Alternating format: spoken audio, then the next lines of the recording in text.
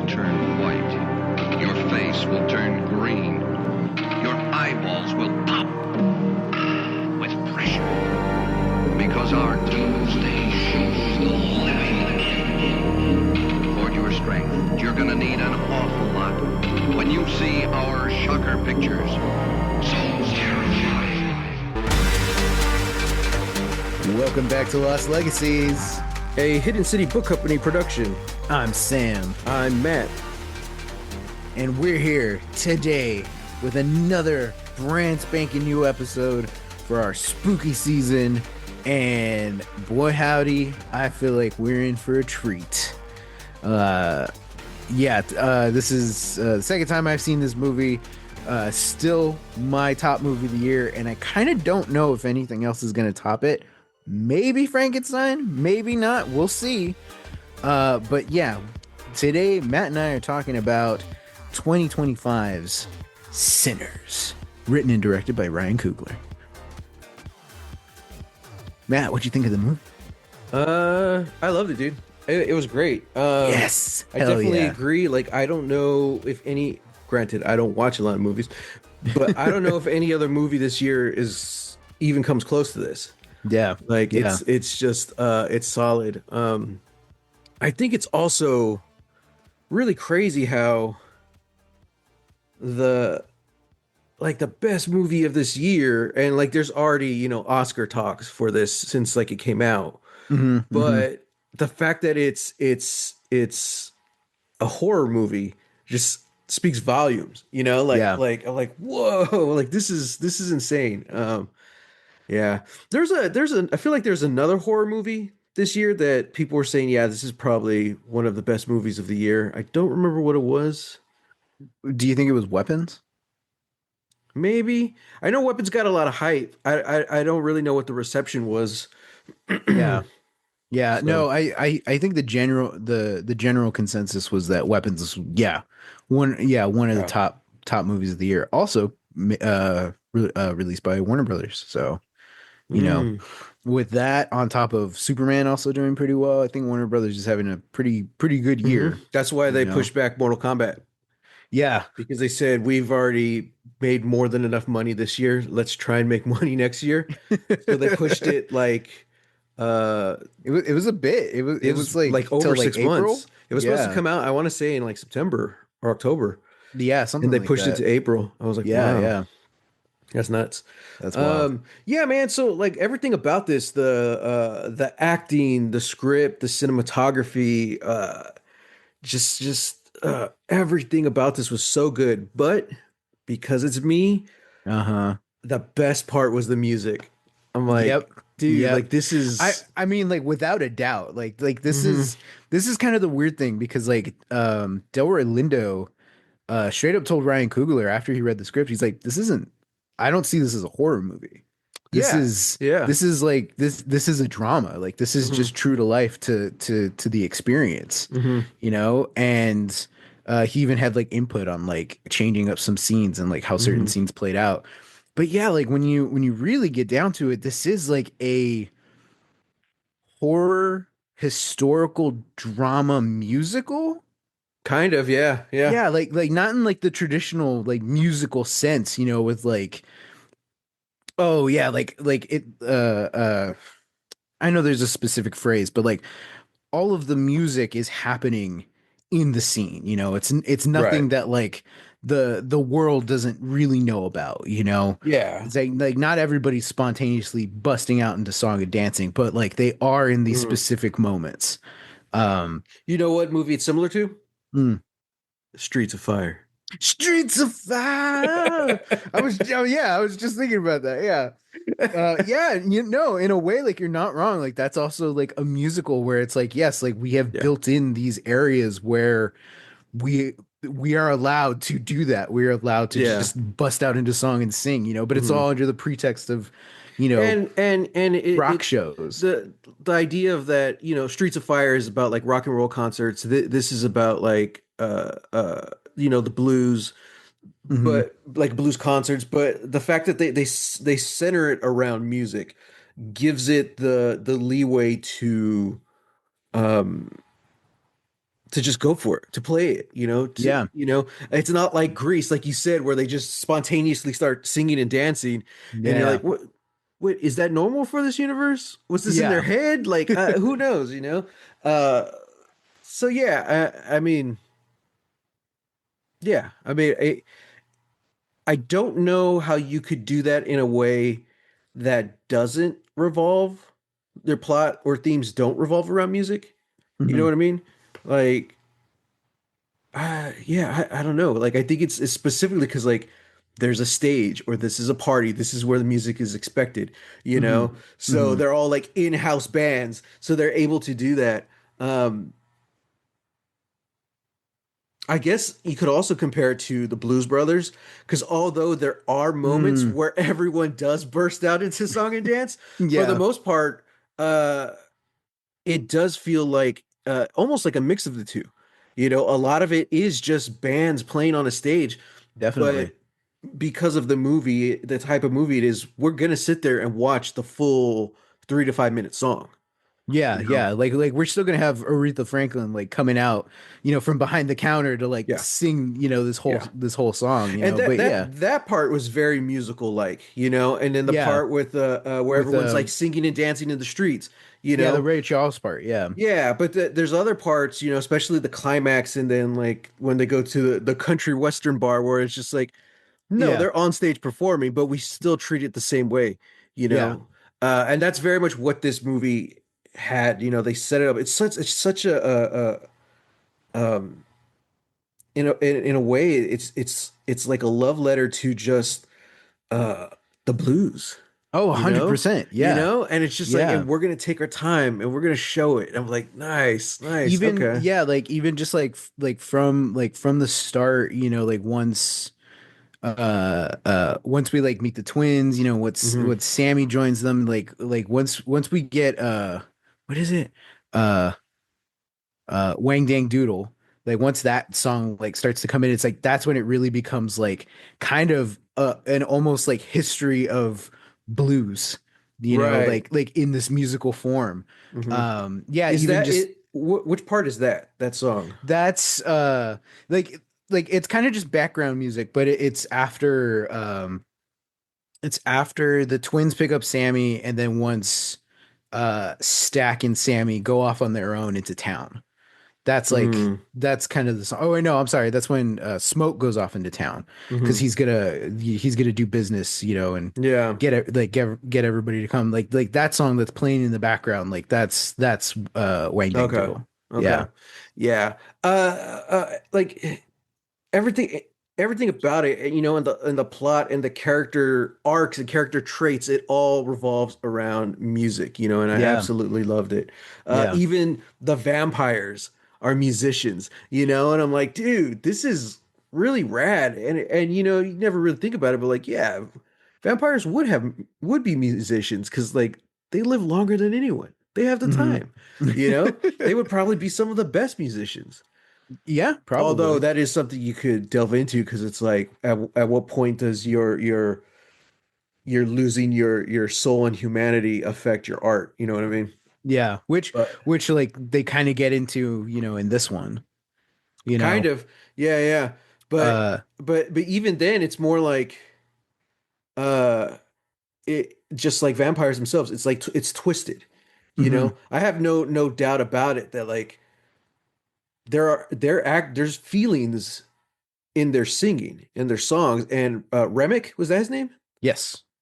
Like he's the prime example, shout out to Jack O'Connell. Like he has feelings, he has emotions, but it's almost like uh through this filter of rage, you know Yeah. Yeah. and yeah, they're singing um like these church hymns and whatever, Hmm. but it almost seems like a bastardization of it. It's like a caricature. It's just like Yeah. we're Yeah. playing a part. We're gonna put on this mask, Yeah. and but then even in the final scene when they're saying the Our Father, he even says, he's like, these words were forced upon me and my Hmm. family. It's like, but even hearing them again still brings some form of a comfort. Yeah. So it's like there's still humanity in there, but it's just twisted. And that goes Yeah. back to what they were saying about like vampires are kind of the worst because it corrupts the soul. It doesn't really get rid of it. Yeah, And I was yeah. like, Having oh, Annie, come up and say that like there are specific evils in the world, like haints, like yeah, they are this like bastardization, whereas like vampires are like it's like you said, they are the worst because the soul gets stuck in the body. It yeah. can't cross over, it can't pass on, it can't join the ancestors. It's like, oh And man. and That like this was so refreshing because like I feel like vampires movies are just so well, I mean, everything's overdone. You can't say vampire movies are overdone. Everything's overdone. right. Zombies, ghosts, like Hmm. everything. We've seen it, Even werewolves. and werewolves. Yeah, we've seen it so many times before. But this was a very fresh way that it was almost like back to basics. Hmm. Hmm. And they focused like on the corruption side of it, and the evil. And I'm like, okay, I'm like, this is cool. This is Hmm. rad, And but then I also how like you have different, it brings in different belief systems, you know. Hmm. Yeah, I mean the main character is essentially Sammy, Hmm. this preacher's kid. Uh, but yeah, and then you have like the mojo bag and all that stuff. Like it's just it's these different. I love how they bring in different kinds of faith into it. Hmm. Um, and I feel like something like that, which was last year we talked about Salem's Lot and how Mm. just one disappointed we were in it in the remake. But then we talk about like the priest and how the crucifix was glowing and then it fails him, things like that. And it Hmm. was just like, Hmm. oh, that could have been done so much better. And I never read the book, but the way you describe it in the book just sounds so much cooler, Yeah. you Yeah. know? So I'm like, oh man, because I think yeah, if I remember correctly in the movie, anyone can light it up, right? Yeah, pretty much. And in the book, it's just the priest. Yeah, yeah, Yeah, and I'm like, yeah. that's Because awesome. like everybody has the crucifix, and in Stephen King's world, like the Yeah, crucifix does repel the vampires, yeah, but it's only in Father Callahan's hands that it's like it emanates this like blinding light, like yeah, it's this radiant power. yeah, But because he's struggling with his faith, it's like it then starts to waver because yeah. he's not true to his convictions. Whereas in the movie, it's like, Anyone no, could if you do pick it. up the cross and you believe, Yeah, I'm like, oh, okay, like that's, yeah, yeah, yeah.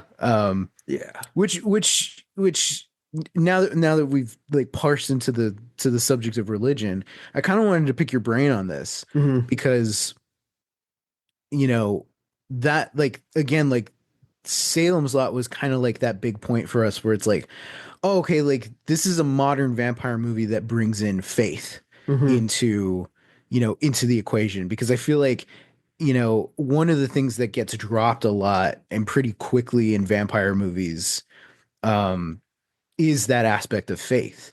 Hmm. Like Blade does it, even Abigail does it. It's like most modern vampire movies, I think, kind of take that out of the equation. Hmm. I wanted to know your thoughts on this movie, where it's like you said, like there are multiple like faiths and beliefs that are Hmm. going around here, but specifically like it feels like the Catholic version of it is present and yet has no effect Hmm. on the vampires. And I wanted to know what your thoughts were on that. Well, I mean, I think we'll just say that maybe this preacher wasn't the best preacher. Yeah, It's yeah. very kind of Old Testament, hellfire, brimstone, Hmm. anything not of the church or God is evil. Hmm. Um, Using this like his son's plight to kind of further his own, agenda and the agenda of the church, to be like sure. if I can get you to confess here, like that's testament to God's Yeah. will. And I mean, it could be that. It could just be like he was honestly trying to save his kid. Hmm. Like we don't really get too much into his story, so it could Yeah. literally be anything. But it's just more of the idea of that kind of belief. Anything other is evil. Yeah. And Yeah. it's like although religion, especially like Christianity, is super old, uh, it's not the oldest thing in human history. You Right, know, right. there was history and there was belief systems before that. Uh, and you know what? The world wasn't hell on earth before that Mm-hmm. happened, you know? Mm-hmm. Uh, who knows if maybe we're in hell on earth right now, you know, if you just turn on the news. Whoa. Like, you know Yeah. what I mean? Yeah. And so yeah, I mean, it's just the idea of the thing that the other is evil is pretty much this guy's kind of approach. And to me, it's heartbreaking because I'm someone who honestly believes uh you know, if God gives you a gift, you got to use it, you Mm-hmm. know? Um so like from the first scene, I'm like, oh, dude, no, man, you should be pushing your son, you know, towards this, towards Yeah. the music, towards the light. Now, I do understand his thoughts on blues because definitely, you know, women, Mm-hmm. alcohol, you know, like I can understand that. Like you Yeah. can debate that. But the fact of just like no, all music's evil, you know. Mm-hmm. Even Smokey at one point tells Sammy, he's like, if you want to play music, go play hymns, you know? And I'm Mm-hmm. like, yeah, I mean, you're not wrong, you know, like put it to something good. Not saying that blues isn't, but it's just Mm-hmm. like just use that gift you have, you know. So almost right off the bat, you're stepping into this very uh what's the word I'm saying? Not a very healthy approach to religion, you Yeah. know? And then especially to cap it off in that final scene with Remick, where he's talking about that from, you know, the Irish perspective of how they had, he doesn't outright say it, but they had Christianity shoved down their throats. Mm-hmm. You know, it's like that's like a continuing theme, you know? And then the one bit of faith or any kind of spirituality or even, dare I say, magic that happens in this movie comes from what's her name? Annie. Annie, you Yeah, know, the mojo bag. Yeah. yeah, and that's very, you know, it's like damn, like okay, I love that. That's cool. Yeah. So I mean, you know, that's just the approach they took. You know, it's not, I'm not someone who's going to be like, oh, well, it should have been more even between that and the church. You know, it's just like that's just not the Right. story. I mean, if you want to, let me how do I phrase it? Like, if you wanted to bring in like Catholicism in a good positive light, you have to have some kind of good positive character show up, you know, Mm-hmm. to do it. You know, I think Father Callahan in Salem's Lot, maybe not the version, the remake version, but I think that's a good character because it is someone who struggles with his faith, but he's still there. Yeah. You know, he Yeah. still holds his ground. And then we've talked about him before last year and his Yeah. continuing story. But Yeah. yeah, you know, and I mean, unfortunately just religion in general in film tends to they tend to be the bad guys, you know, a lot of time. Yeah. Or like super good, like these are faith-based movies where it's like no, this is the way and everything else is evil, you know. It's like Yeah. there's no in Yeah. between. Yeah, So there's no middle ground for, yeah, like struggling yeah. Catholics, but like, well, I guess there is, but yeah, it is always that thing where it's like uh it's not, because I think like the best example of like struggling Catholics are like The Exorcist, you know. Mm-hmm. Like the Father Karras, that's his name. Like he's a Yeah, practicing priest who is losing his faith and then has to yeah. fight the devil, Mm-hmm. like that's kind of a thing. But I think in more like modern commercial terms, like if a Christian does show up, yeah, they're evil, or it is specifically in those like very Mm-hmm. like hyper like right-wing propaganda movies, What was the movie, what was the Scorsese movie with Andrew Garfield and Adam Driver Uh and Liam Neeson? s- Silence. Silence, is that what it was called? Silence is in the title. I thought it was just one word. Maybe it is just silence. Yeah.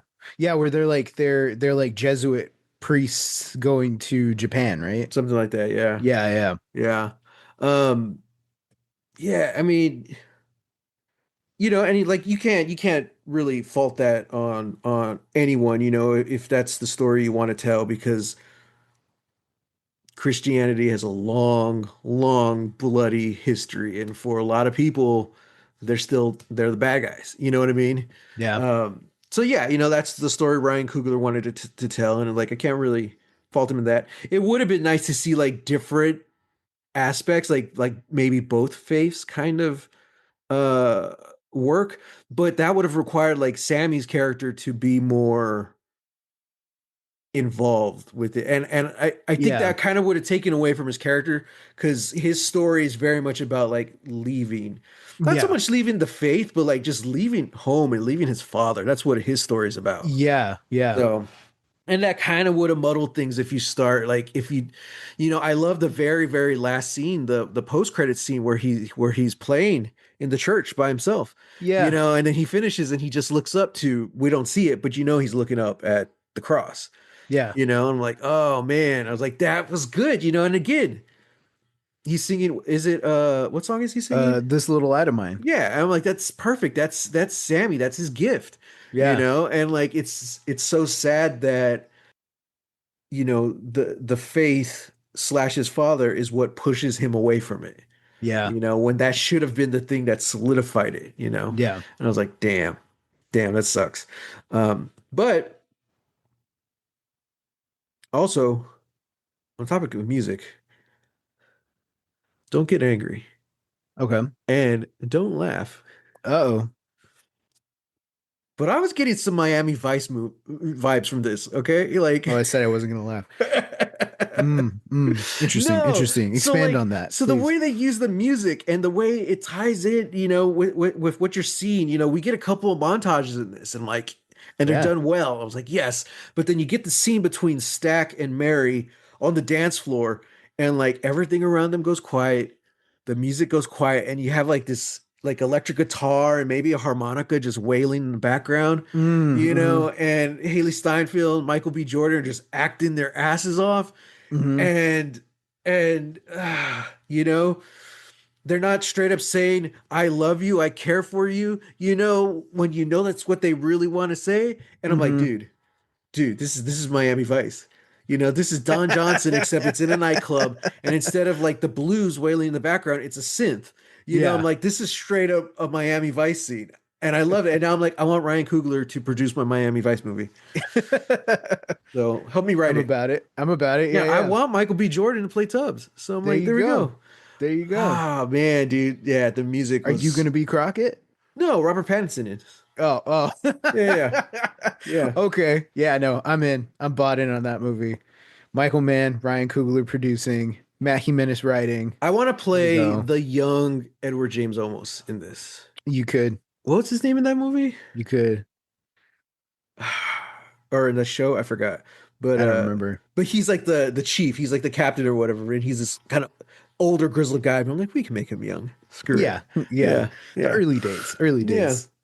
You're the one who's gonna like advance in the career, whereas like Pattinson and Jordan are just like Yeah, they're we'll in just do it. like some. They're I mean, in and it. we're going off topic here, but it's so cool because like they get rid of the original captain. I don't remember why. I think he was corrupt.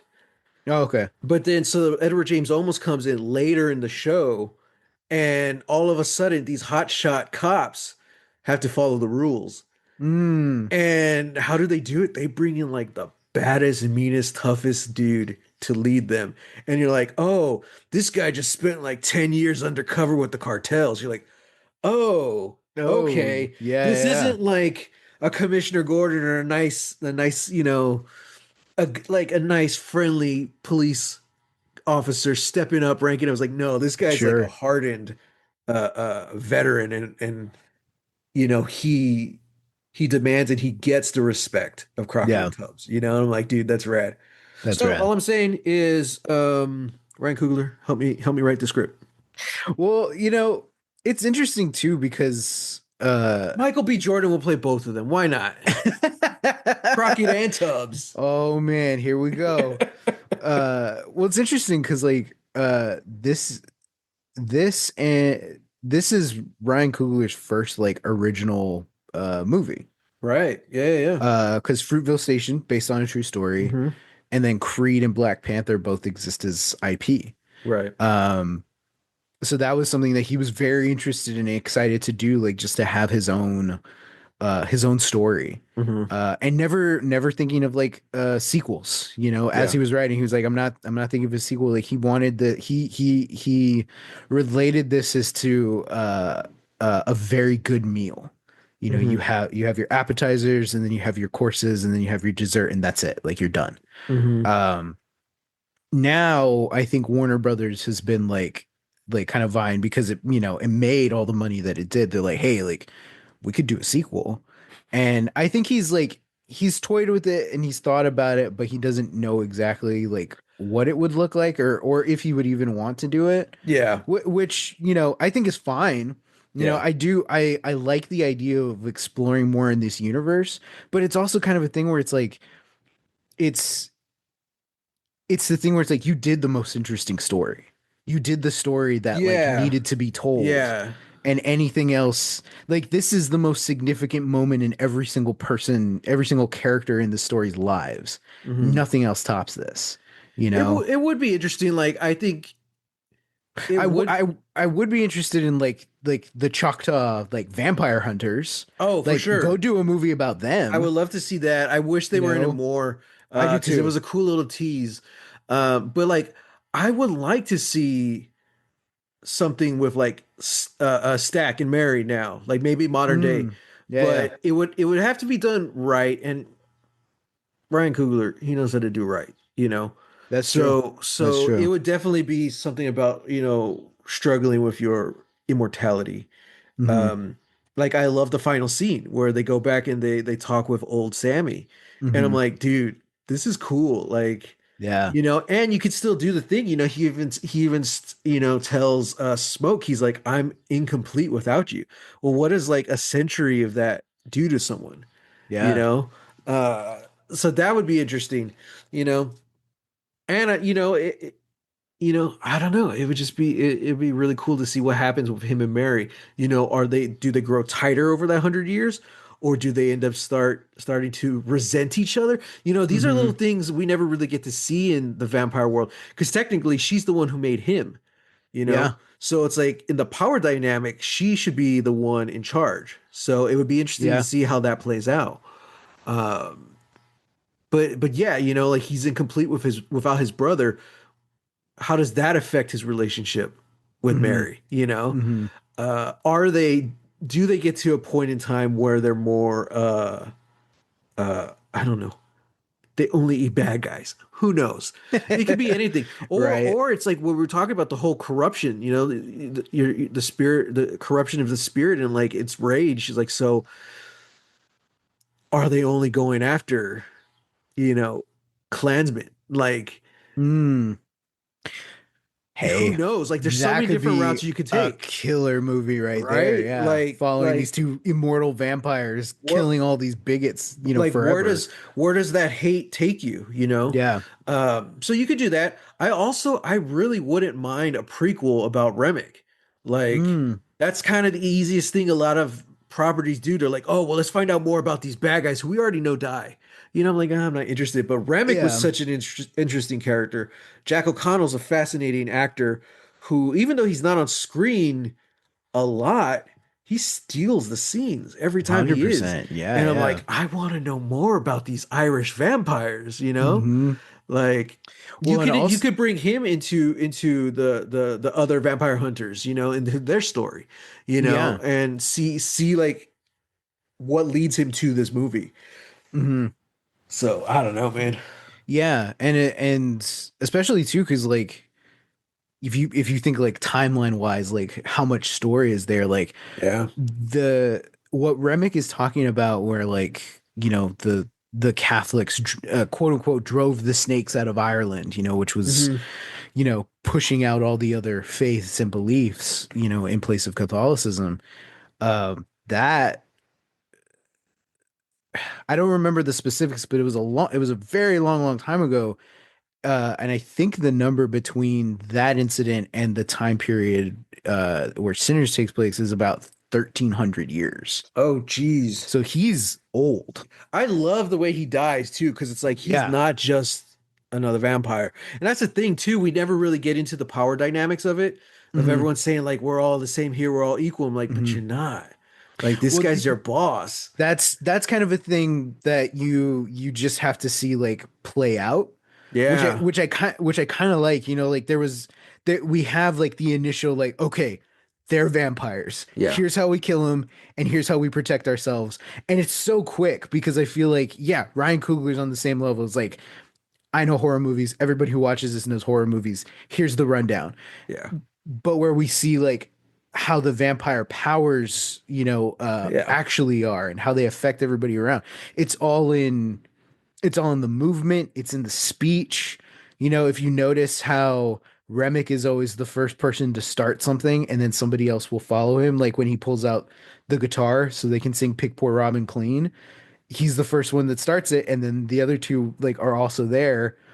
It's this thing of like he is it okay. We're gonna go a little bit deeper. So there's a reason why we get the Rocky Road to Dublin versus uh the piercing the veil scene in the juke joint. Mhm. And it's to show how completely different Remick's entire view is. Because the piercing the veil, like we that's the opening narration. Is that Where what is that the title of it or? no, well, that's not what it is. Like I don't know. I think there's like different words for it, but like the Conjuring the Spirit scene where like Sammy's playing the song and we get the Right. aspect Okay, so I ratio was and just like saying, all the isn't Piercing the Veil a band? Pierce the Veil is a Pierce the band. Veil, who is not in Yeah. this movie, Yes, not in this movie. and Um, rightfully so. but yeah, like piercing the veil, conjuring the spirits is like that's what that scene is, where Sammy starts playing and it's right there in the opening narration where Annie's like, there are people who can do this, who can conjure the ancestors from both past and the future, and Hmm. all of this stuff. That's where Delroy Lindo's kind of like edited in where he's saying like this music is ours. We brought it from home and Yeah, nobody else can take it. Like yeah. we use this, it's magic. We heal from this. Like Hmm. and then we get that just amazing sequence where we have past and present and future just all coming in. The like Jimi Hendrix kind of standing with the electric guitar. Hmm. We've got the DJ. We got people doing crip walk. Like it's great, and we also have like some like Chinese dancers, coming in because Yeah, they're part of the scene as well. Like, yeah. so it's like it's the ancestors of everybody who is there, who is present Right. for this moment, and it's Yeah. so beautiful, sharply juxtaposed. Oh, and it's so beautifully lit, like just the interior, and then we get to like the outside where it's like it's set on fire, and then they just get to dance underneath the stars, and you're Yeah. like, this is amazing. It's so beautiful. It's a beautiful just communion between everything, Hmm. between life and spirituality and us, sharply juxtaposed to this, these people doing the Rocky Road to Dublin in the dark, Hmm. and it's just them. Yeah. And he's the only one who's doing the jig, and he's the one who has to start it, and he's the one who sings, and Hmm. everybody else is coming around him, to like hype him up to also join in, Yeah. but they're just joining in. There is no communion. And Right. that's part of the bastardization of being the vampire is that Yeah. yes, you have your memory stretches so far back, but that's all it is. It's memory. There Hmm. is no more communion because you've been cursed, you've been tainted, you can't access any of that. Right. And so his whole view of Sammy is to try and do that, but he completely misunderstands that that's not how this power works. The power works because Sammy is who he is and he's free. Yeah. If he just becomes a vampire, you get the songs, but that's Yeah. it. You get Yeah. none of the connection. Like, so him trying to like connect back to his people, like that wouldn't work even if you got it, Hmm. but he's too far gone to see that. Yeah. Yeah. Yeah. Dude, how did they film this? Because like the eyes of these vampires, like were they wearing Ooh. contacts? Yes. Because I'm like, I Yes. don't think this is a digital effect. It Like, was, I think it's a combo of like slight digital effect when they change, mhm. because they both have their pupils and then change to that. But then it's also like in camera technique and then contacts. I So I like think how it's just the way like they light it how in a some of them certain were way. different, you know, and I was like, Yeah. this is cool, man. But like when you see them just in the background, you're like, oh Hmm. God. Like if it was digital, I feel like it would be very apparent. But no, they were still, you see them in the background, but they're still hidden. You know, it's just Yeah. like, what the? I completely missed it the first time I saw it, but this Mhm. time when Cornbread, Yeah. goes to take a piss and there's like all the fireflies Hmm. around, I completely missed it that Hmm. they're like vampire eyes there. And I'm like, Yeah.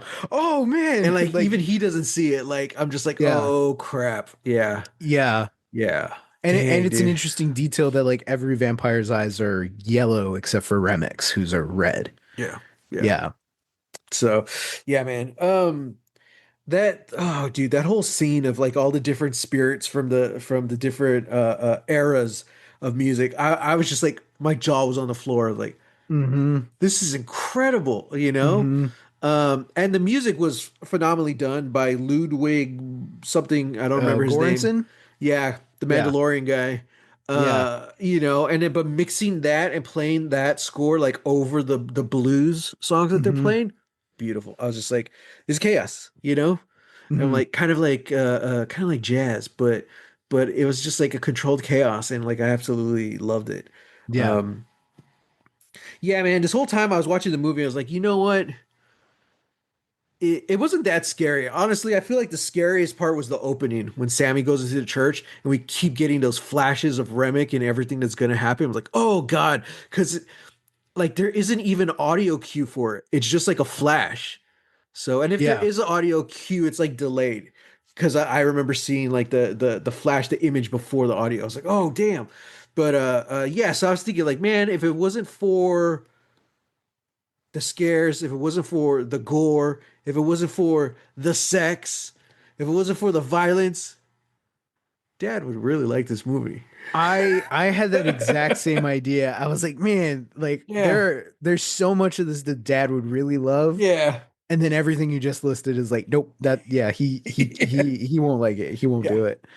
I don't Um know. He loved Prey. I'm like, that was different. That was just violent, you that know? yeah, yeah, that was just violent. Like, I mean, and again, like, there's a lot there's a lot of other things at play too, especially like, I mean, you know, this movie's just so sexy, man.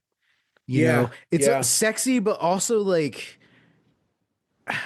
crude feels like the wrong word, but it's just like it's explicit, you know? Yeah, yeah, It's like yeah. we're having moments where it's like, hey, like, what are the cousins gonna talk about when they're driving into town? Oh, you know, Yeah, yeah, yeah. cunnilingus. Uh So, yeah, like this is like interesting because I brought up Prey. Now I'm thinking about it. I was like, this is like Prey for vampire movies. mhm. You know, the fact where it's like we're going back down to basics, you know, but the way we're tying the story into people and their history, you Mm. know, I was like, oh man, I was like, Yeah. okay, Yeah. um, yeah, and I sent you a video today. There's this guy on Instagram talking about. He's like, I don't know why Hollywood doesn't understand this, but the scariest movies are the ones where the protagonists are competent. You know, it's different from the Oh yeah, I saw that slashers video. where they're Yeah. just running around and you kind of root for the killer with the slashers to kill the Yeah, yeah, yeah. teenagers. But it's so terrifying when you have competent characters trying to survive, you know, and they can't. I was like, yeah, yeah. That's what I Yeah, feel like this yeah. was. They're just people. They're just good people, you know? Yeah. And yeah, I'm like, dang, dude. Um, yeah, I love the twins thing, two Michael B. Jordans. Hmm. Um, I thought it was flawless. I thought it looked great the whole time. They had to they like they what's the term? They like uh not initiated. They like innovated.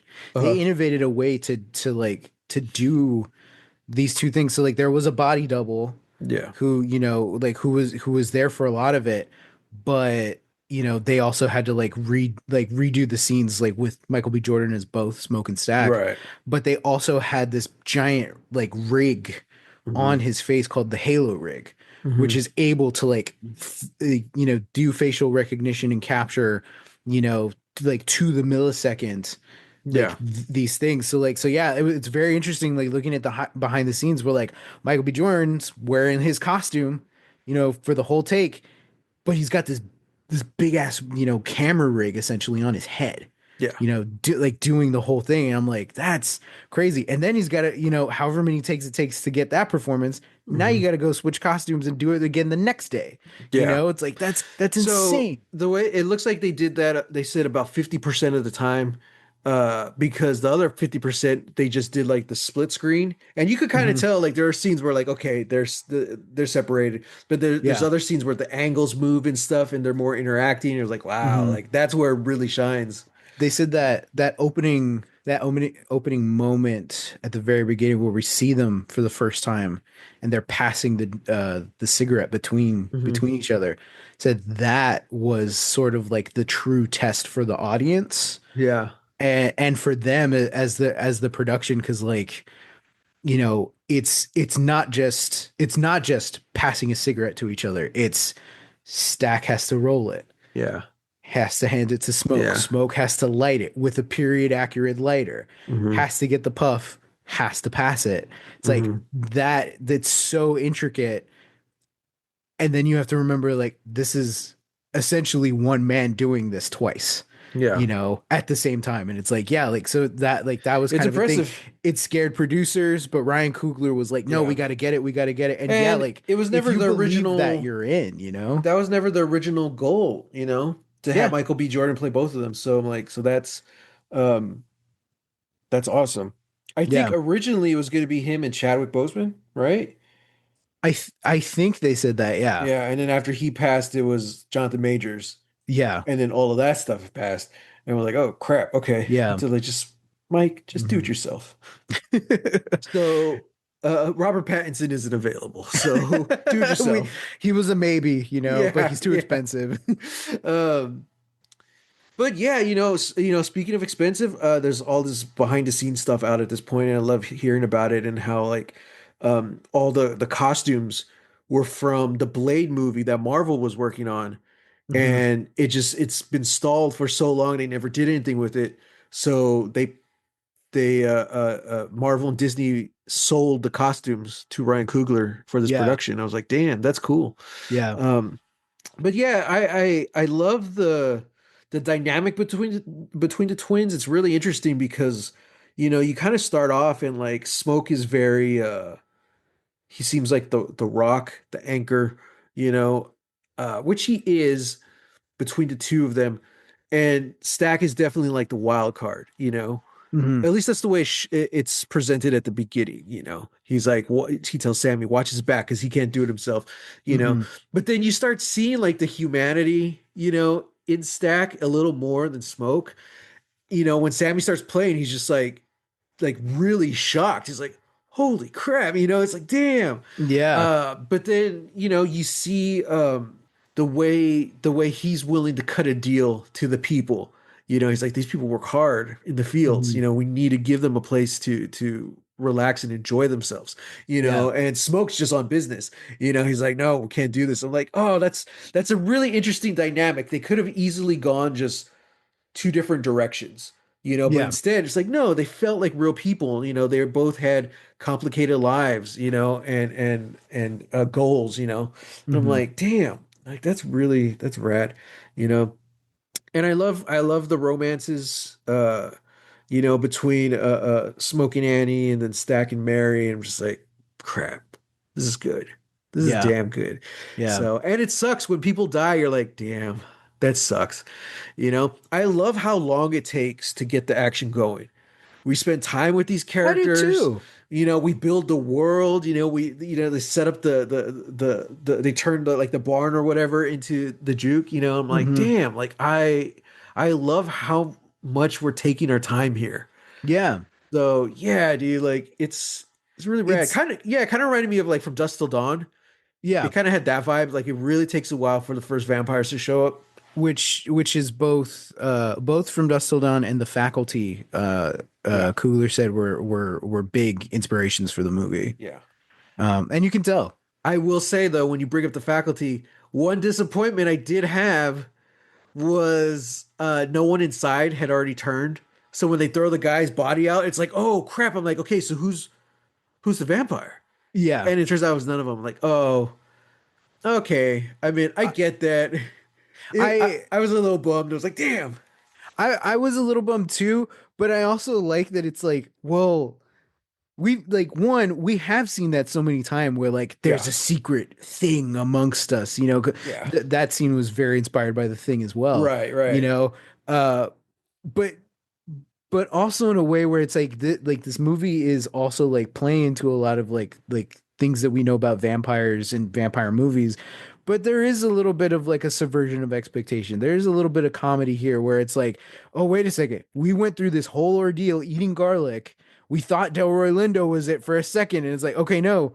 Yeah. Well, wait a second. If none of us is the vampire, oh, that guy was just drunk. Oh Yeah. no. And like it adds a human element, Yeah. where I'm like, oh yeah, like that would suck if you got drunk and you passed out at the juke joint and everybody thought you were dead. Yeah. It's like, It just oh his vomit looked like blood, you know. It was probably just yeah. whatever the beer Well, was, or I don't yeah, know. I think it was just that. And I'm like, oh, that does suck. And then they Yeah. were gonna let him in before And it's the same guy who Lumberg got got him. his face cut open, right? Yeah. I was like, he had a bad night. He had a bad night, Yeah. man. So yeah. Yeah, man, I absolutely loved it. This is how this is how you make a vampire movie. Mhm. It's no Abigail, but Oh my God. No, no, no, no, no, no, no. no. Let's not go This is there. definitely a 5 out of 5, 10 out of 10, you know. Mhm. Um, even better than Blade. Like like Whoa. and again, man, you know, there we go. Learning from Prey. Let's just take our horror movies and set it in a different time period, and boom. I wonder. Well, okay, because that's not necessarily always the case. We got the last voyage of the Demeter like 2 years ago, Yeah, I which is never a saw it, period. Like but that's period. it was all And stuck on a boat. hey, there's some great movies where you're stuck on a boat. Yeah, Master and Commander. but between You Prey and know. Sinners, stuck in one location is not part of that equation. Whoa, I think part of the equation is the world building. You know, you need to bring your audience into this world, that's true. you Like know? that. Yeah, yeah, that is very true. I'll grant you that. Um, but yeah, I wonder. Like, I do wonder. Like,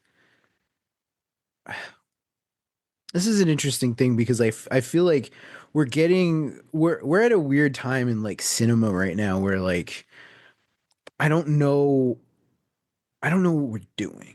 Like Right. I don't know. And I think that's kind of true, like especially like every decade, it takes like up until like the middle or latter years of the decade to really like see like, oh, this is really what the decade's about, Right. especially when it comes to art. Um and so it's interesting because I do feel like we've kind of like COVID really hit the industry hard, in terms of like what got out, what got popular, like what was established, and that was, right at the beginning, right at the beginning of the decade. So it's interesting to see like what are the movies that people are still talking about and what are they still going to be talking about, Hmm. 3 years from now, 5 years from now. I definitely feel like Nope is going to be up there. Mm-hmm. I think for me, for my money, like that's in contention with like movie of the decade. Hmm. Um, a lot of people are kind of saying the same about Paul Thomas Anderson's new movie, One Battle After Another. Like Right. there's real early talks of that, but I also feel like Sinners should be up there in that conversation as well. Yeah. Um, Well, I mean, but yeah, I'll just straight up say, like, I think Sinners is a much stronger film than Nope was. I really enjoyed Nope, oh, but interesting. I feel like Okay. this one was just not that it did anything better. It Mm-hmm. was just, I think it was just a tighter pick. Like, Okay. you know, and that could just come down to the script as well, you know. Mm-hmm. Yeah, yeah. Interesting. But also too, like just like in the microcosm of like horror movies, it's like I kind of like I'm unsure where we're going. Like I feel like we've gotten to a point where a lot of movies right now are like about cults and Mhm. covens and like evil witches, witchcraft kind of being a thing. Yeah.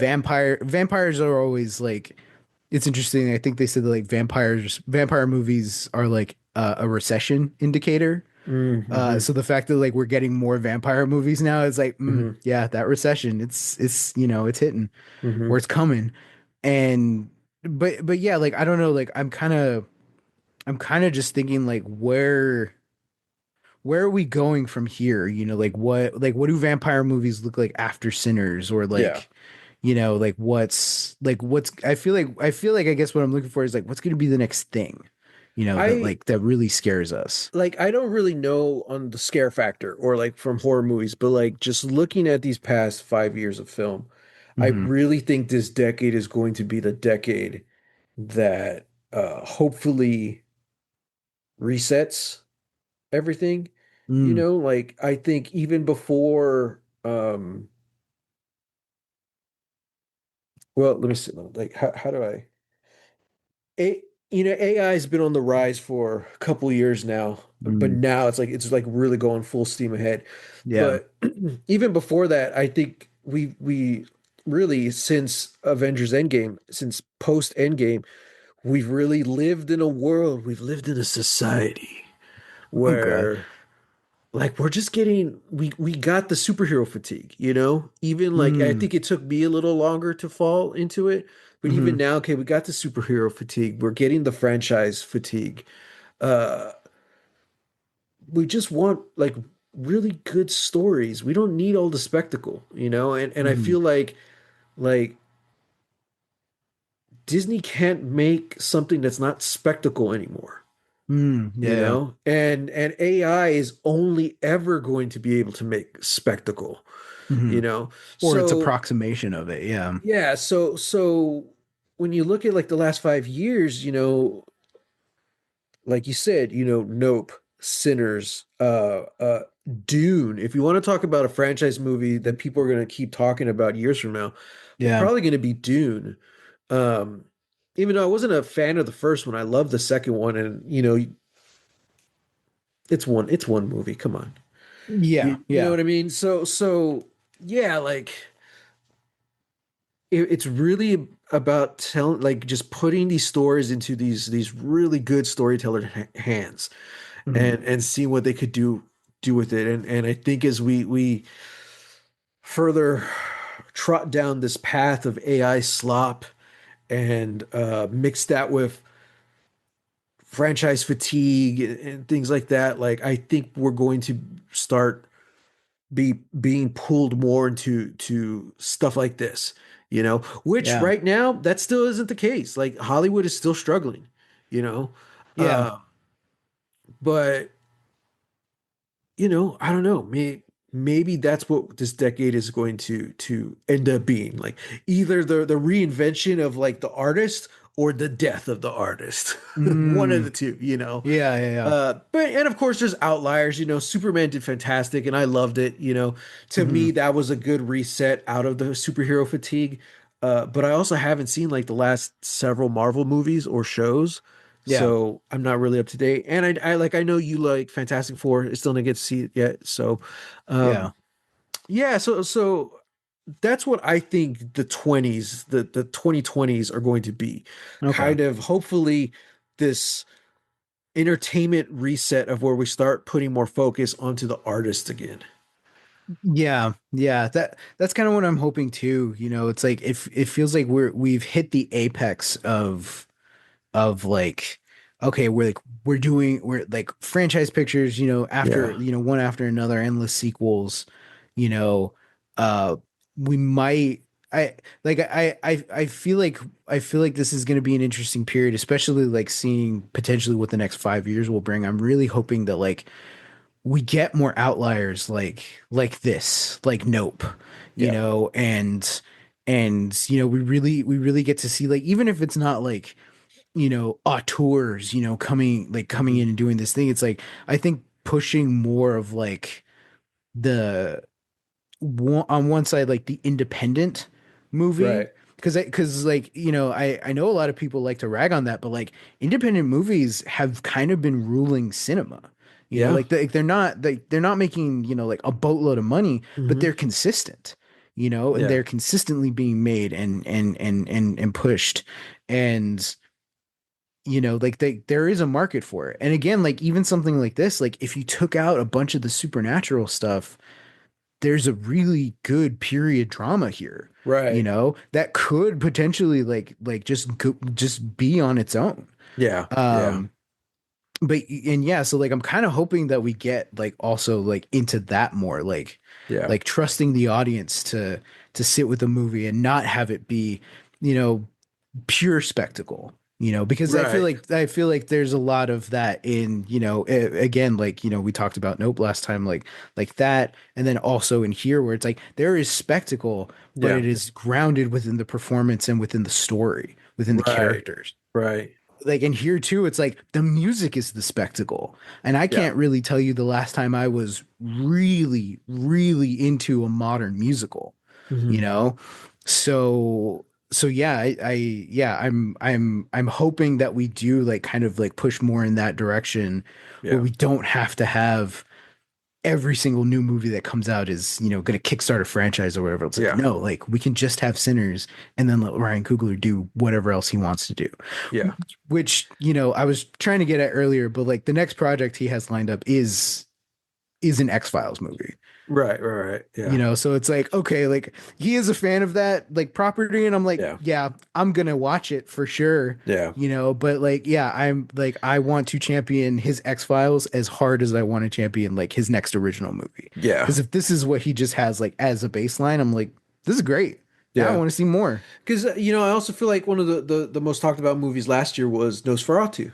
You know, Yeah. and again, it's kind of like not saying that that's not spectacle. I mean, it's very very spectacle looking. You Hmm. know, it's gorgeous, but yeah, it's just it's. I feel like we're starting to move back towards the artist. Hopefully, it's like it's kind of like really interesting. I don't remember if we talked about this. We talked about Gen Z a couple episodes ago, Hmm. and I just read like this report or something where they're saying how it's kind of we're kind of seeing this more and more through everyone, but especially through Gen Z and now Gen Alpha, where part of their activism is who the brands they choose to uh, um, um, support, you know, Yeah. and that's nothing new. We've talked about that a lot, but it's like, yeah, like we're looking at whole generations now who are boycotting products or brands, and it's like, yeah, because that doesn't represent their values, and they're choosing their values as their priority, you know. Right. And I think it's coming, it's starting to seep into the art as well.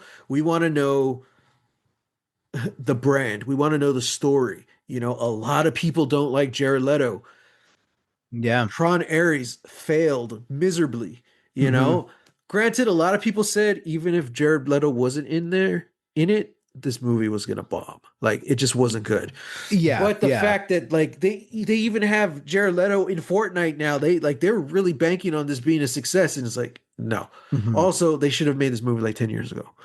Yeah. Yeah, But for sure. that's the point. That's part of the thing. Like so many people were just turned off as soon as you mentioned Jared Leto, and Hmm. Disney can't get that into their head. Like this guy is killing your franchises, you know. Hmm. So Hmm. it's like the stories are just helping, you know.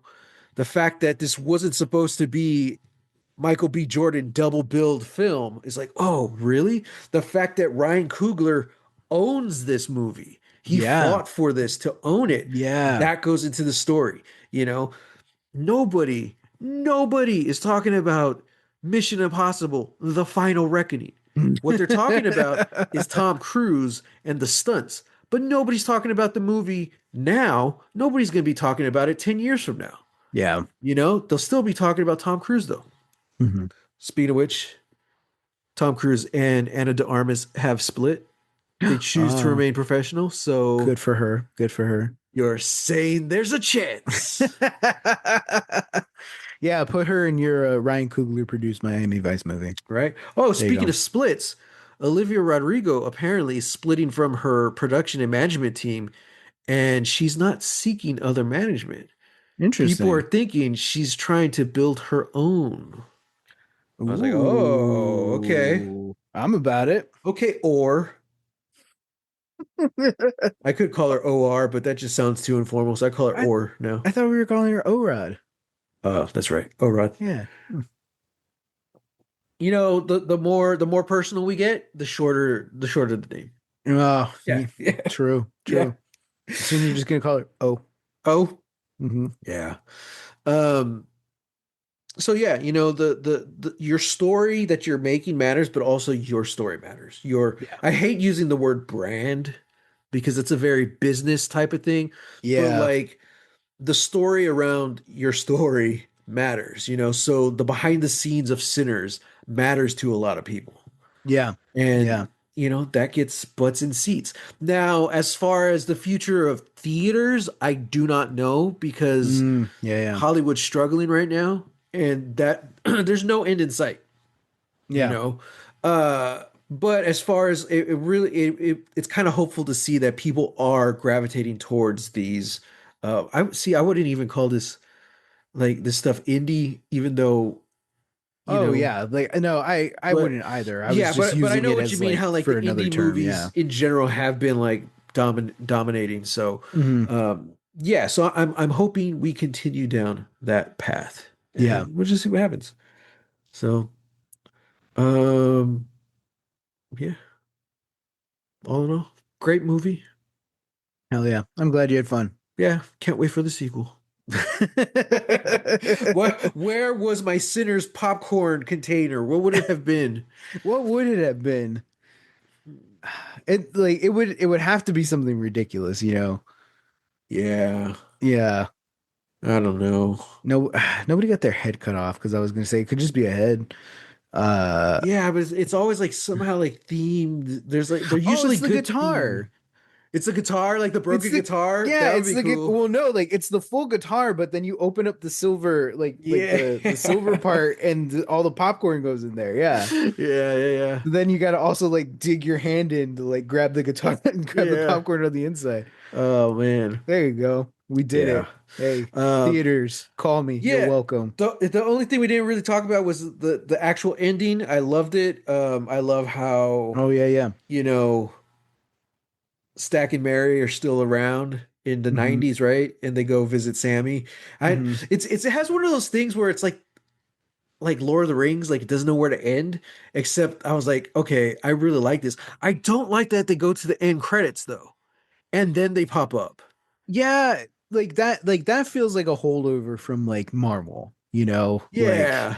like we ended our movie here with like a shot of Sammy, playing in, Yeah. 1992 Chicago, and then that's it. And I'm I like, thought it was "Oh, brilliant. I thought it was a okay. brilliant indie. I was like, and it was so fast. I was like, Yeah." oh, that's cool. But then it kept going, and then there's the scene, The and whole it's a like mid-credit it's scene. a Yeah. it's not even mid credits. It's like 15 seconds into it, Yeah. like, That's true. Yeah, yeah. and it's not a short scene either. And I'm like, wow, this is just part of your movie. Like Yeah. this should have been where you cut to credits. Because it had such a it. They're two completely separate endings, but they both leave you off feeling good. Yeah. Question mark. It's just like, Yeah. yeah, yeah, I like that. Um, that's kind of really my own complaint about the thing, other than, that guy not actually, they're actually not being a vampire amongst them. Oh, But, yeah, yeah. yeah, like, it was just so weird. And it's such a great scene. Like, people get up as soon as they see the end credits. They're Yeah. like, okay, even though there's footage playing, they're like, okay, it's just gonna play over this. I'm like, no, man, and that's the only scene that actor is in who plays old Sammy. Oh yeah, who's a So I'm like, real no, real blues musician buddy guy. give Buddy Guy his time and respect. You put the credits after you fade Yeah. out. I'm like, Yeah. yeah, I really love that. So, but then also, I didn't realize Smoke was gonna die, but Mm. it was a cool way, man. It was a cool way, and I love that because at the end of the day, the real villain of it all was the fucking clan. You Mm-hmm. know, The vampires, KKK. easy. Yeah. It's like I'd rather fight vampires than the KKK. Yeah, yeah. You Well, know? well, yes, but at the same time, I feel like fighting the clan is more fun. Like he just Oh, mowed them that's down, true. dude. I was like, That's true. yeah, That's yeah. true. Yeah. So, and that's a whole other thing we didn't really talk about. We talked a lot about the religious aspects of it, but Remick also really brings up the idea of how, you know, they never straight up say it like this, but he's like, you're black and they're never going to let you succeed, you know? Yeah. And that's kind of his angle at turning them over to his side. It's like, Hmm. here we're equal, we're one, you're never going to find that in your world. I was Hmm. like, oh, dude. So it was a nice thematic ending for him to take out the clan at the end. Yeah. Kind of shout out to Abigail, like how I'm like the only one who was cool with Frank kind of becoming the main antagonist. It's like Oh, right, because right. he's essentially her Melissa Barrera's character. I don't remember her name, but Hmm. like if she, Joey. yeah, Joey, if she doesn't change, she becomes Frank. Yeah. And then Frank literally becomes a monster. Yeah, yeah. So I was fine with that. You know what I mean? So it kind of has Yeah. that same thing. It was just like the real villain of it all was the white supremacist. So Hmm. yeah, Hmm. It would, yeah, which, like even taking like it further, like from outside of the movie's perspective is, the true to most people's lives and stories, true to yeah, most of history is like the real villain, capitalism, but also white supremacy. yeah, And yeah, it's like, no, yeah, I misspoke and I said I would rather fight vampires. Like, no, I want to fight the KKK. yeah. No, But it's I like, know what you meant. Yeah, yeah, yeah. yeah. Yeah. It's just this thing where it's just like, yeah, like vampires. Canceled.